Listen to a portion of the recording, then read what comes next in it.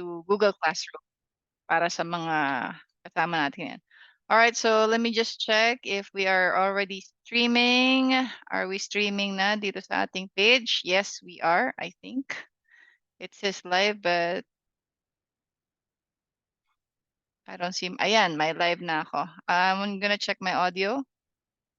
Ayan, okay na yung audio natin. Magandang gabi po sa ating lahat. Ako po si V. Arboleda, ang founder ng AMV Learning and Development Center, coming to you live from Cavite, dito po sa Region 4A. At ngayon po ay ididiscover po natin ang iba't ibang paraan kung paano isolve ang word problems on percentage, no? So ito po kasing percentage ay laging lumalabas sa civil service exam, whether you are taking professional or sub-professional. So malimit kasi yan, may mga napapanood tayong hack, no? May napapanood tayong hack sa YouTube, may napapanood tayo sa TikTok, pero minsan hindi natin siya may apply. Pag nakita na natin yung problem statement, nagugulumihanan na tayo, no? Meron nga akong hack, hindi ko naman ma-relate dito sa problem ko, anong gagawin ko dun? So ngayon, i-explore natin 'yan, okay? So hintayin lang natin na medyo siguro kahit 10 tayo ngayon na nasa live. Pag naka-10 na tayo na nandito sa live, puwede na 'yan, i-push na natin 'to. Magsa-start na tayo sa ating pag-aaral, okay? So for the time being, I'm gonna ask everyone to take out your pens and your paper. Ayan, kung meron kayong kung yung mga anak ninyong nakabakasyon pa mula nakasembre ka mga bata ngayon, eh. Oh, hiramin niyo muna yung kanilang pad paper, ha? Tapos maglabas kayo ng ballpen diyan. Kasi 1 month and 1 week na lang po at tayo ay mag-e-exam na. So dapat naghahanda na tayo ngayon, sundot-sundutin natin at tikman-tikman ang mathematics. Lalo na kung ito yung isang bagay na kino-consider ninyong tinik sa tagiliran, ika nga. So para magkabati na kayo bago pa dumating yung exam. So now we have 6. Ayan, hintay lang tayo ng konti. So kasama po natin ngayon sa Zoom yung mga estudyante natin dito sa AMV Learning and Development Center from Batch 3A. 5 buwan po ang kanilang pag-aaral. Yung Batch 3B, 3 buwan silang nag-aaral. At yun naman pong Batch 3C, 2 months review. Ayan. So hello din sa mga enrollees natin ng Batch 3D. Ayan. Okay? So, ayan. Sinishare ko rin lang to habang naghihintay tayo. Sinishare ko rin lang to sa mga GC na inaalagaan natin. To solve word problems on percentage. Ayan. Multitasking tayo ngayon. Share lang natin. Feel free to share this live stream pero paki-share nyo lang po sa mga public groups, ha? Huwag po sa private kasi napapagkamalan tayong spammer dyan, ano? So, dun lang tayo sa mga public. Yan, sa public lang. Para hindi tayo nag-violate ng, ng mga rules ng group. Okay? Ayan, nadadagdagan na po tayo. Okay. Sige. Yung po mga nanonood ngayon sa atin, paki-type nyo lang po kung anong level ng CSE ang inyong iti-take. Yan ba ay professional or sub-professional? Pag professional po, i-type nyo ang letter P. At kung sub-professional naman yan, i-type nyo ang letter S. Okay. Alright. So I think magsa-start na rin tayo in 1 minute, ano? I'm almost done sharing this with the GCs I'm looking after. Oh, si Coraline is here, one of our enrollees sa 3C. Hello, Coraline. You can join us on Zoom. Nasa Google Classroom po ang ating Zoom details. Yan. Okay. Dito po kasi sa AMV Learning and Development Center, meron tayong exclusive Zoom sessions para sa mga enrollees natin on weekends. Pero kapag ganitong meron tayong weeknight sessions, kasama pa rin po sila. Isa yan sa mga privilege ng mga enrollees natin. Hindi sila manonood ng live, kundi kasama na sila sa Zoom. Ayan. Okay, nandito. Mapasok niyo ba nating mga enrollees? Ayan. Ang sisipag talaga. Okay. So tayo po ay magsisimula na sa ating pagtalakay sa percentage rate and base. Okay, ito, share ko na yung aking screen. Nga pala po, congratulations sa mga nakahabol sa ating sale kahapon, ano? para dun sa ano, kasi naka 15,000 followers tayo. So to celebrate that, nag-promo tayo kahapon. Instead na 3,000 pesos yung 1-month review natin, naging 500 pesos na lang siya. So naubos na yung 500, naging 700. Naubos na yung 700, nasa 900 pesos na po tayo. Sa mga gustong humabol sa sale natin na 900 pesos on the 1-month review instead of 3,000 pesos, kasama na po ang final coaching, mag-PM po kayo sa AMV Learning and Development Center. I-type nyo lang ang 900 para yan lang po ang babayaran ninyo. Okay? So tayo po ay magsisimula na ng ating discussion on percentage. So pinag-iinitan natin to kasi kahit na ang reklamo sa akin ng mga nag-take before, sabi naman, B, bakit sa ulado ko naman yung formula? Kahit anong tumbling ko, hindi ko mai-apply sa problem. So gagamitan muna natin siya nung simpleng diskarte muna, no? So, for example, kapag may nakita kayong ganitong klase ng statement, mabuti yan, pinapaulit-ulit niyo ang pag-aaral kasi nakakalito naman talaga eh. Sabi niya, a restaurant has 10 tables. So, yung mga kasama ko sa Zoom dito, pwede kayong mag-unmute. Ilan daw po yung table sa restaurant? 3A3B3C? Hello, are you there? 10. 10 yung 10 table. tables. Okay. Sabi niya, 30% are round. Ilang percent po yung round or bilog? Ilan? Ilang percent? 30%. 30%. So, ibig ba sabihin nun, lahat ay bilog o yung ilan lang ang bilog? Lahat o hindi lahat? Ilan lang po. Ilan lang. Okay, sabi niya, how many are the round tables? Okay, so sinimplihan lang natin yung example natin para meron tayong pagbabasihan in case malito tayo in the future. Okay? So, ito pong pagtatanong ng percentage. Hindi niya kasi yan sasabihin sa inyo eh. Kung alin dyan ang percentage, alin dyan ang rate, at alin ang base, kayo ang magde-determine yan. Okay? Kaya po yung unang tinuturo kong hack before is, well, pwede nyo kasi siyang gamitin na pag may nakita kayong ganito, ito po yung unang hack ko sa isang problem statement, no? Kung ayaw nyo magsaulo ng formula, kung gusto nyo gumamit ng hack, ito yung isang option. Option lang ha, nasa sa inyo kung ito ay babagay sa inyo. Kung nalilito kayo, wag nyo gamitin to, may iba pang option. Okay? Ito yung unang option. Siyempre mahalaga, intindihin nyo yung question, di ba? Pag nakakita na kayo ng total number, yung 10 tables, total number yan, di ba? Pag may nakita na kayong total number, meron kayong nakitang nakasimbolo na ganyan. At ang tinatanong niya, nag-match dito sa simbolo na to. Yan. Diba? Sabi niya kasi, ilan yung table? 10. Diba total yan? O, may nakita ka ng total. 30%? O, may nakita kang ganyang percent. Basta may nakita kayong isang whole number at isang naka-percent, automatic po yan, multiplication ang gagawin nyo. Kung total yung binigay niyang given. Okay? Ulitin ko Pag may nakita kang isang whole number, or kahit na decimal pa yan, basta may nakita kang ganyan. Tapos yung binigay niya na number na yan sa'yo ay total, kabuuan ng pinag-uusapan na tao, bagay, hayop o kung ano pa man yan. Basta yan ay total at may nakita kang ganito, most likely yan, imumultiply mo siya. Most likely yan, imumultiply mo siya. Okay? Lalo na kung na-match mo. Itong 30% na to na round, hinahanap niya lang kung ano yung equivalent niya. Diba? Sabi niya kasi may 10 table. 30% dyan, bilog. Ilan yung bilog? Diba hinahanap niya lang kung ilan? So, ang hahanapin niyo dyan, yung tinatawag na percentage. But then again, marami kasi sa atin, sobrang busy, stress na tayo, ayaw na nating magsaulo ng mga terminology, di ba? Gusto natin hack na lang. Ito yung isang hack. Pag may binigay na isang total o isang kabuuan at may nakita kang nakasimbol na ganyan, naka-percent, at hinahanap lang sa'yo, bilangin mo kung ilan yung katumbas nito. Pag hinahanap niya lang yung katumbas niyan, automatic, magmumultiply ka lang. 100% po yan, effective.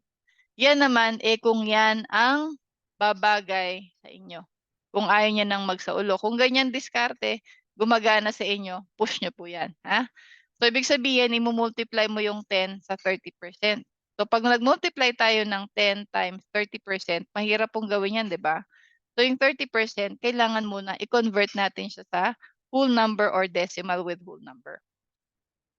And for us to be able to do that, paulit-ulit natin sabihin, isipin nyo nandito yung inyong decimal. I-move mo siya ng dalawang places papunta sa kaliwa. So, yung 30% mo magiging 0.3. So, mag-multiply ka lang 10 times 0.3. And then you can proceed with your multiplication. 10 times 0.3. Pag nag-multiply po tayo, lagi tayo magsisimula sa pinakakanan and then we work our way towards the left. So 3 times 0 is 0 and 3 times 1 is 3. Kasi tama naman, di ba? 3 times 10 is 30. Diba? O ito naman, 0 times 0 is 0 and 0 times 1 is 0 pa rin kasi 0 times 10 is 0. Diba? Ngayon, i-add natin yan. Ibababa natin tong 0. 3 plus 0 is 3 and we bring down 0. So, ilan ba yung decimal places na ginamit natin dito? From the right, isa lang po. So, yun din ang gagawin natin. So, ang sagot natin dito ay 3. Kung sa 10 table, kung sa total na 10 table, 30% ay round. Yung 30% na yon is equivalent to 3 tables. So, tama yung sagot ni Gwen Andrada Domingo Vallejo. Tingnan ko dito sa mga kasama ko kasama ko dito sa Zoom, may mga sumagot ba? O, mga enrollees natin, ha? Sige. Okay. So, sa mga nasa Zoom, maliwanag ba itong ganitong strategy? Nakasabay ba tayo? Zoom participants, hello, batch 3A, 3B, 3C. Nakasabay tayo? Pwedeng mag-chat, pwedeng mag-unmute. Ayan, nakasagot na pala sila. Opo, yes po, sabi nila. Alright. So, ito yung ibang method to. So, what do you think? Sa mga kausap ko ngayon, do you think uubra sa inyo yung method A o medyo nangangapa pa kayo dyan? Oh. Ayan, si Virgie, yes daw. Okay. O, sige, puntahan naman natin yung susunod nating method. Ito yung method na malimit tinuturo ko sa mga estudyante ko.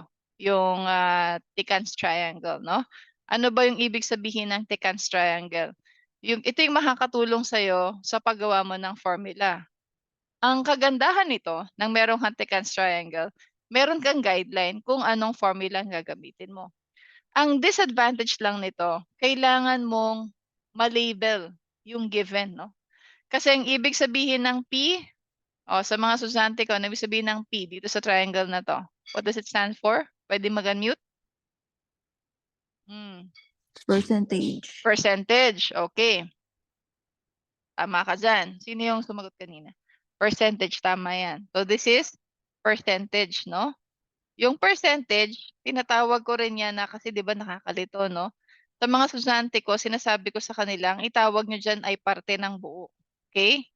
Parte ng buo. Okay? Ano naman yung letter B? B stands for? Mga Base. estudyante ko, base. Okay. O, yung base naman, tinatagalog ko yan, tinatawag kong buo or kabuuan or yung total. 'Di ba? Ano yung R? R stands for? Sasagot tayo, rate. Rate. Sumagot daw kayo. Rate. Ito yung may simbolo, no? Ayan. So, dito sa method B, applicable to or advantageous to sa inyo kung okay sa inyong gumamit ng ganitong formula guide. Okay yan sa inyo. Kasi iba-iba tayo ng trip di ba? So, ano ba yung P? Yan yung parte ng buo. Ano ba yung R? Yan yung mga ganito. May simbolong ganyan. Yan yung R or rate. Ano ba yung B? Yun yung kabuuan. Ito. Yan. Pag may nakita kang total, ganyan. Overall, yan yung base. Bakit ba naka-triangle yan, B? Kasi itong triangle na to, yan yung tutulong sa inyo na mag-determine kung anong formula ang gagamitin nyo. Depende kung anong hinahanap sa problem. Halimbawa, dito, sabi niya, a restaurant has 10 tables. So, ito na yung pinakakabuuan mo, di ba? So, ililabel mo siya na ito yung letter B mo or yan yung kabuuan. Tapos sabi niya, 30% are round. Itong 30% na to, since may nakita kang ganyan, rate yan. Yan. Ang sabi niya, how many are round tables? How many are the round tables? So, hinahanap niya yung parte ng buo. Ano bang equivalent nito? Ilan yan? So, ang hinahanap mo ngayon ay itong letter P. Okay?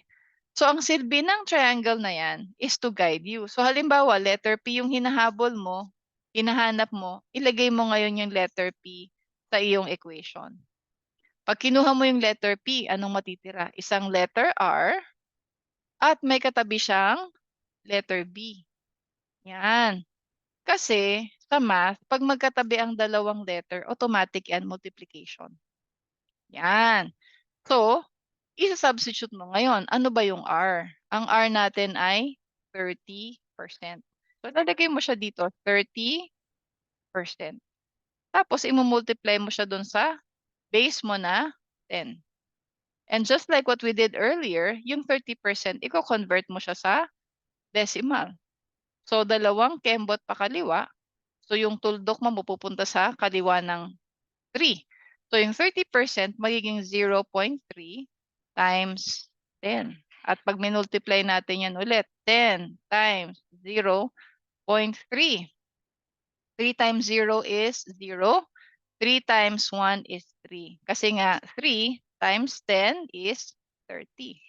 And then 0 times 0 is 0. And 0 times 1 is 0. Kasi nga, 0 times 10 is 0. Ngayon, i-add natin yung dalawa. Walang katapat yan, so 0 lang siya. 3 plus 0 is 3. And then we bring down 0. Ilan ang decimal places na ginamit para sa pimple na ito? From the right ay isa lang. So, ganun din ang gagawin natin. Kaya ang sagot natin dito, ang percentage natin ay 3. So, pareho lang ng sagot natin kanina. Pareho lang ang lumabas na answer. Depende lang sa inyo kung paanong diskarte, paanong atake ang babagay sa inyo. Okay? So, matanong ko kayo, alin ang mas komportable kayo? Itong method B na meron tayong triangle na sinusunod o yung ginawa natin kanina na method A? Sige, pakitype niyo po kung anong method ang mas akma para sa inyo. Dito sa mga kasama ko dito sa Zoom, alin ang mas trip ninyo? Sabi ni Mirvi, same. Sabi naman ni Rodel, method A. Ayan, si Ivy din, method A. Aba, kalain mo. Si Gloria, ganun din. Method A. Oh, sige, that's good. Now, meron pa tayong method C. Okay? Ano naman yung method C? So, let me just take this back. Okay. So, meron tayong method C. Tatakpan ko na lang to. Ha? So, let me cover this. Yung method C, yun yung tinuro ko kahapon. Ang method C, ganito. Method C, use hack. Okay. Ano yung hack na tinuro ko sa inyo? Ito yung, sa mga nakapanood before, yung tinatanong natin yung question na, what is? Ha? What is 30% of 10? Okay? Yan yung tinuro ko sa inyong hack before, di ba? So, minsan kasi sa CSE, may makikita kayong question, as in, ito lang yung itatanong niya sa inyo. What is 30% of 10? Yan lang ang makikita nyo. What is 30% of 10? So, itong what is 30% of 10, pwede nyo kasi siyang isolve right away nang wala kayong formula. Kukopyahin nyo itong 10, itong off, gagawin yung multiplication, at yung 30%, just like before, i-convert mo sa decimal. Which again is, you're going to, from the percent symbol, mag-move ka ng dalawang places towards the left para malaman mo kung saan mo ilalagay yung tuldok. And in the case of 30%, it is 0.3. At pag nag-multiply ka ng 0.3 times 10, ang kalalabasan ay 3 pa rin. Okay? So, bakit natin pwedeng gamitin tong hack na to? Kasi sabi niya merong 10 table. 30% ay bilog. Ilan yung round table? So basically, yun lang naman yung tanong niya, 'di ba? What is 30% of 10? Right? So pag tinanong mo na what is 30% of 10, gawin mo na lang tong hack na to. That is method C. Okay? So matanong ko kayo, alin ang trip ninyo? Method A, method B, or method C? Sa mga kasama ko dito. A, B, or C? Sige po, i-compare po natin. Method A, B, or C. Sabi ni Ivy, A and C. Ayun. A and C din si Gloria. Si Mirvin naman, A and B. Okay. You know, this says so much about how you want to study.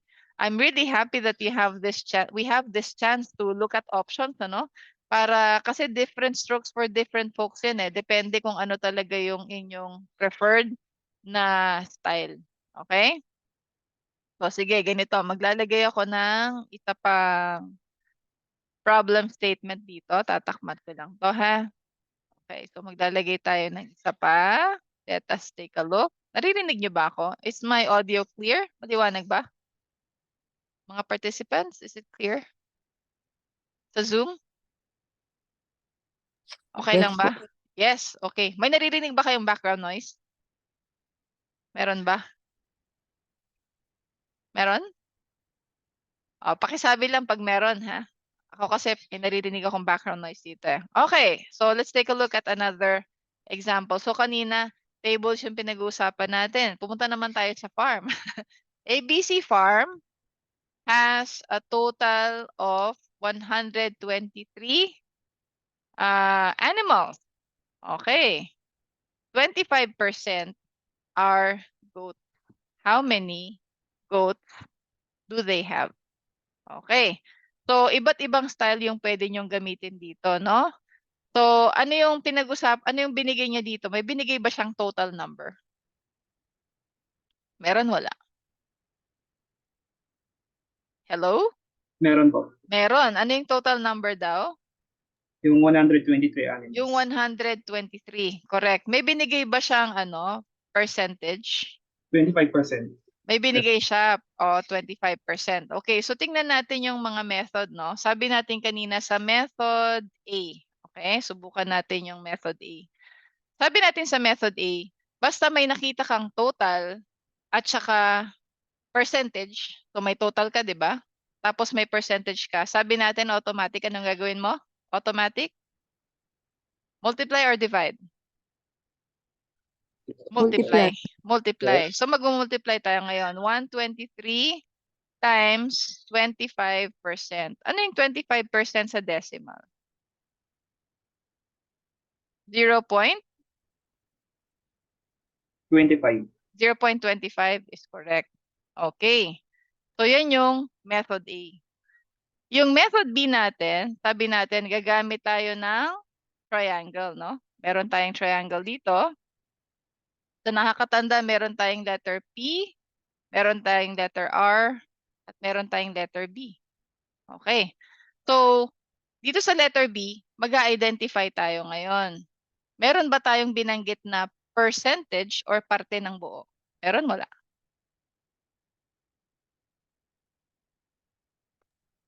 Wala po. Wala. Okay. May binanggit ba siyang rate or yung percentage? Yes po. 25. Which one? 25%. So, i-label mo siya na rate. Okay. Meron ba siyang binanggit na base or kabuuan or total? 123 animals. Meron. So, correct. So, meron tayong base. So, anong hinahanap niya? Sabi niya, how many goats do they have? Ang hinahanap niya ay? Percentage. Percentage. So, percentage, ayon sa ating Tekans triangle, pag percentage ang hinahanap mo, ang matitira ay isang R at isang P. Okay. So, ano yung R natin? Ang R natin ay 25%. Diba? And i-multiply natin sa base natin na 123. And then, i-convert syempre natin yan kasi mahirap mag-multiply ng naka-percentage. So, ang 25% ay ano sa decimal? 0.25. 0.25 times 123. At sa method C naman, since binigyan tayo ng total at binigyan tayo ng rate, hinahanap niya lang naman yung equivalent nito, di ba? So, pwede nating tanongin yung sarili natin, what is 25%? Teka, itatype ko yan para mas kita natin, ha? What is 25% of 123?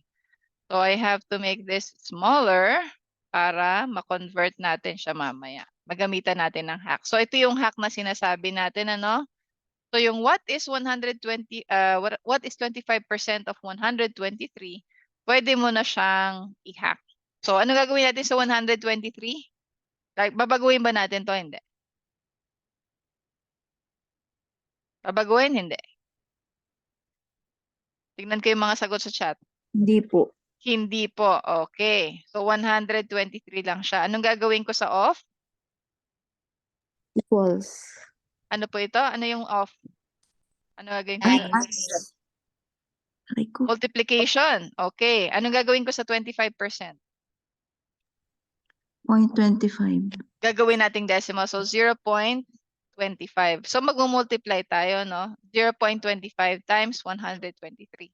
So, iba't ibang method po ng approach kung paano natin iintindihin yung problem, iba't ibang approach. Pero kung titingnan nyo, pareho lang yung solution, di ba?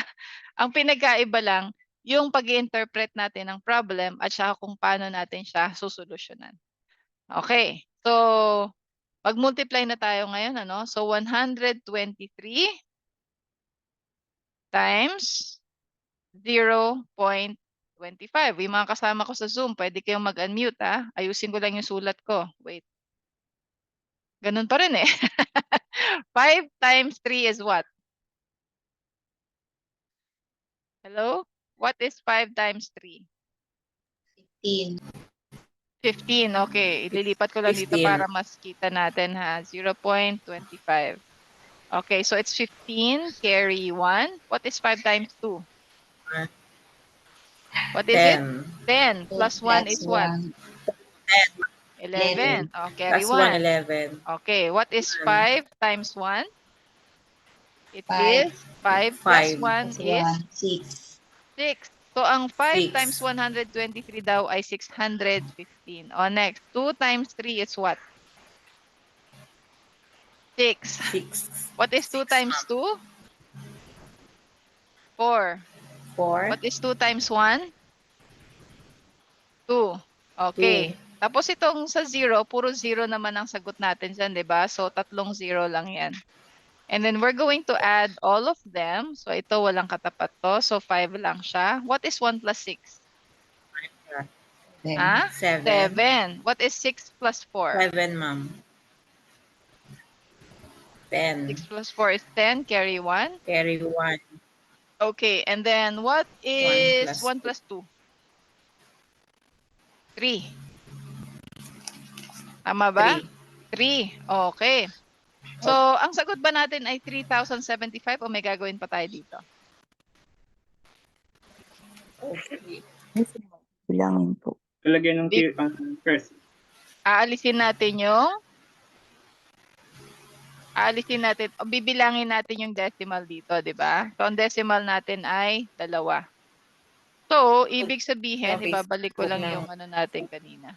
Ayan. Wait lang ha. Meron akong na-delete dito. Okay. So, ilalagay natin dito. Ang sagot natin ay 30.75. So, ibig sabihin, lahat ng sagot natin dito ay 30.75, no? Marunong ba tayo mag-round off? Ano ang 30.75 sa nearest one? Is it 31 or 30? 31. 31. Okay? Or 31 goats. Okay? 31 goats tayo. Kasi mahirap naman yung ang goats ay 31.75. Mukhang putol yata. So, 31 goats. So, ito po yung iba't ibang paraan kung paano natin makukuha yung sagot sa percentage. Iba pa yung sa rate, no? Kasi, meron ding question sa CSE nang hinahanap niya naman ay yung rate. Ito naman yung hahanapin natin. Itong may simbolo na ganito. No? Kumusta so far? Dito sa mga kasama ko sa Zoom, kumusta? Nakatulong ba yung ating refresher sa iba't ibang method? Nakatulong naman. Okay. So, meron tayong options. O sige, magka-practice pa tayo para ma-apply ninyo yung ating pinag-aralan. Okay? Hold on. So, let me just grab my whiteboard. Okay, so lalagyan ko lang to ng ng takip. Okay. Alright. Hold on. Ayusin lang natin to. Lagyan natin ng one more na slide. Okay. Sige. Okay. Merong update ang ating system. Hindi ko makita ang ating Zoom application. For some reason, it is hiding. Naririnig pa ako, no? Can you still hear me? Loud and clear. Loud and clear. Okay. My apologies because for some reason I cannot see the window that I want to use. Teka lang Hahanapin ko lang. Okay. So ganito. Since my computer is acting up a little bit. Yeah, it is. Return to meeting. Hindi ko makita yung Zoom ko eh. It's hiding for some reason. I cannot see my Zoom profile. Sige. So ganito. Mag-dictate muna ako habang tinatroubleshoot ko to.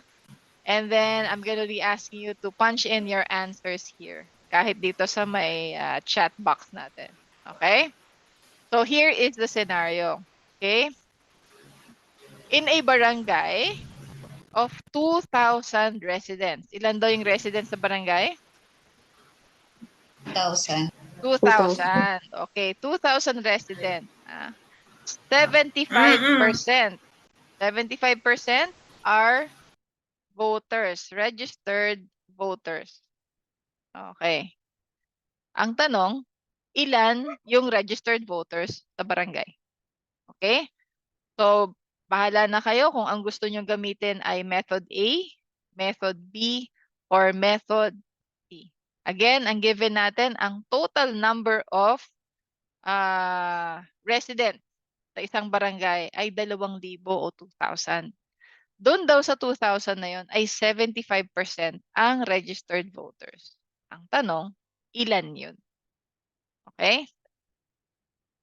So, hintayin natin ang inyong mga sagot. Pag tapos na kayo, pwede kayong mag-punch in sa comment section or sa chat box. Okay? Pwede rin naman na mag-unmute at sabihin ang inyong sagot.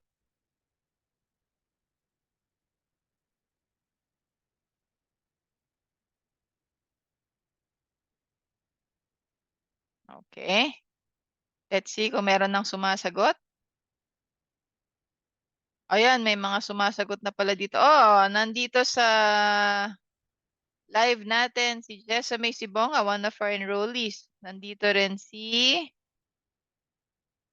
Coraline Puying. Okay. Thank you, Gwen, for letting me know. Wala pong background noise.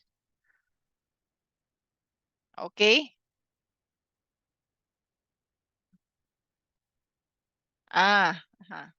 Alright. Sige. Doon sa mga kasama ko sa Zoom, meron na po ba tayong sagot? Ano po ang inyong ginawang solution? Ano po ang inyong solution? Method A. Since may nakita kang total at may nakita ka rin na rate, ano pong ginawa mo? Did you add, subtract, multiply, or divide? Multiply. Nag-multiply tayo. Okay, so anong ginawa natin sa 75%? 0.75. Kinonvert natin into decimal, naging 0.75. Okay, so now, ano pong sagot kaya sa 2,000 times 0.75? 1.5. 1,500. Ayan, 1,500 is correct. Congratulations. O, sige, next. O, di ba? Actually, kapag dinidikta lang yung problem, mas naiintindihan natin siya, no? Okay, next. In a subdivision, of 5,000 units. 5,000 units. Okay? Meron tayong 5,000 units. 80% regularly pay their homeowners association dues. Okay, again, in a subdivision of 5,000 units or 5,000 houses, 80% pay their homeowners association dues regularly. The question is, how many residents pay the HOA dues on time or regularly, on a regular basis? Okay. Again, ang total number of houses is 5,000 and 80% pay the HOA dues regularly. Ang tanong, ilan pong residente ang nagbabayad ng HOA dues on a regular basis? Pag po meron na kayong sagot, pwede nyong i-type yan sa ating comment section kung kayo ay nasa Facebook. Pwede nyo rin pong i-type sa chat box kung kayo ay kasama natin sa Zoom session. Paalala nga pala, speaking of Zoom, ang batch 3A, meron tayong Saturday session, ha? 7 p.m. to 9 p.m. Okay, makeup class natin yan. Batch 3B, meron din tayong Saturday session, 4 p.m. to 6 p.m.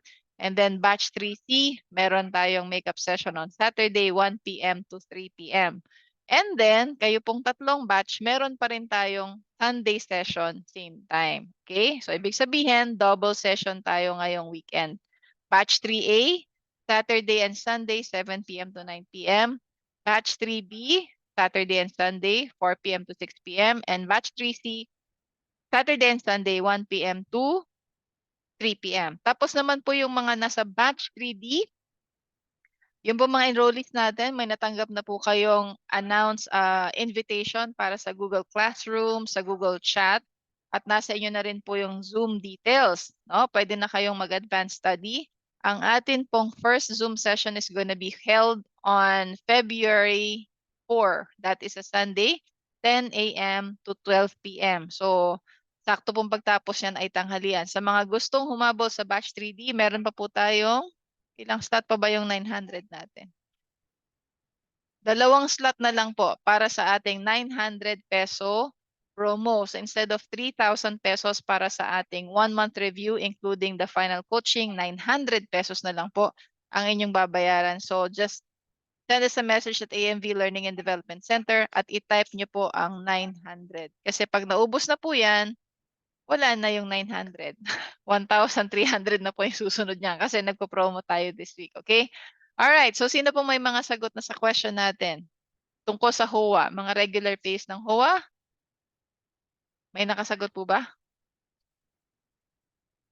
Sa participants natin, meron? Batch 3A, 3B, 3C? What's your answer?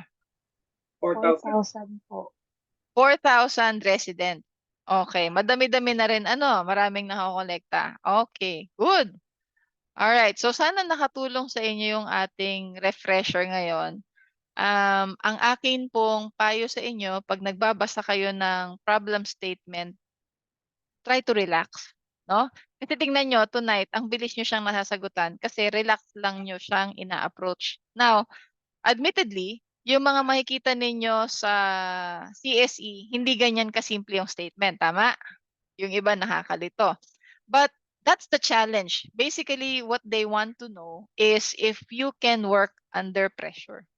So, ang word problem solving, ang suggestion ko po sa inyo, kung isa yan sa mga hindi nyo pa confident na gawin, wag nyo po siyang unahin sa araw ng exam. Ihuli nyo po yan. Bakit? Kasi it's gonna take time for you to rebuild your confidence. It's gonna take time for you to muster the courage para harapin yung word problems na dati ay tinatakbuhan natin, iniiwasan, or hinuhulaan natin. So, unahin nyo po sa exam, yung 5 tips natin. Number 1, unahin yung pinakamadali.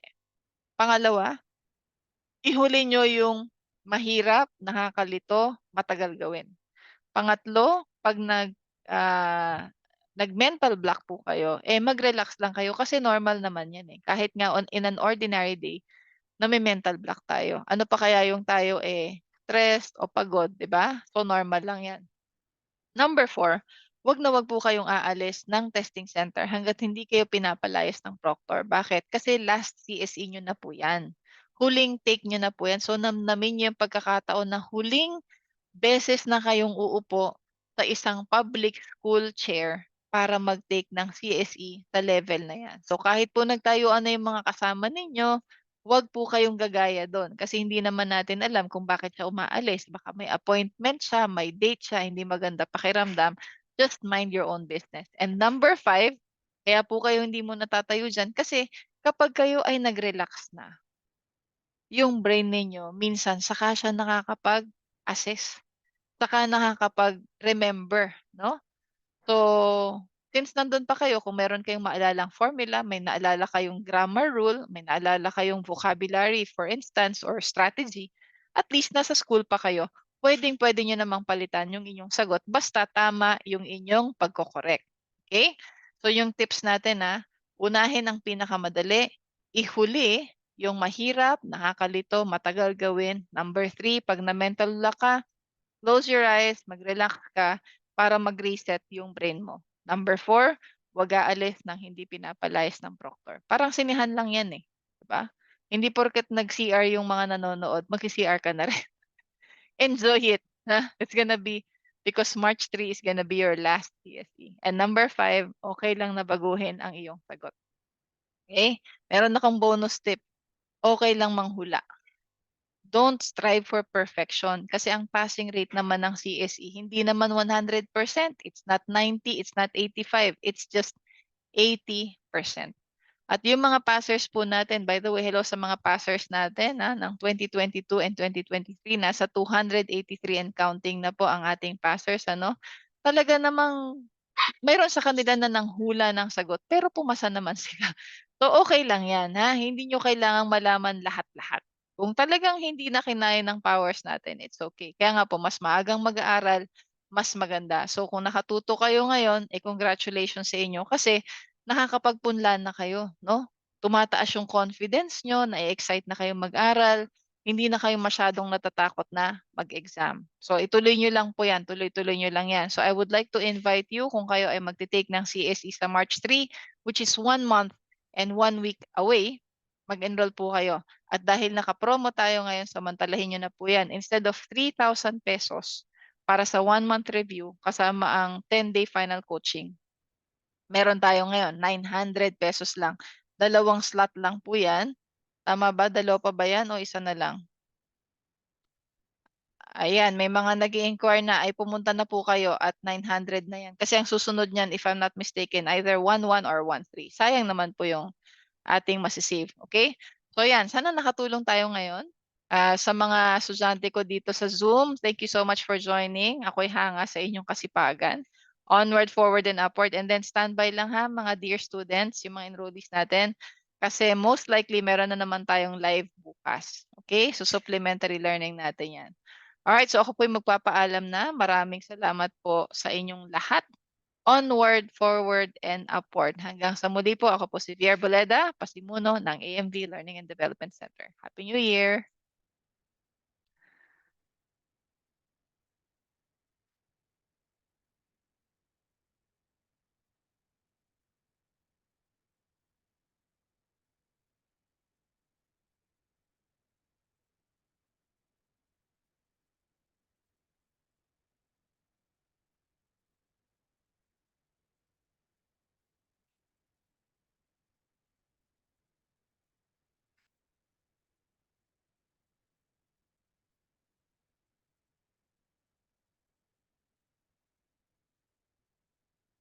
Is it still...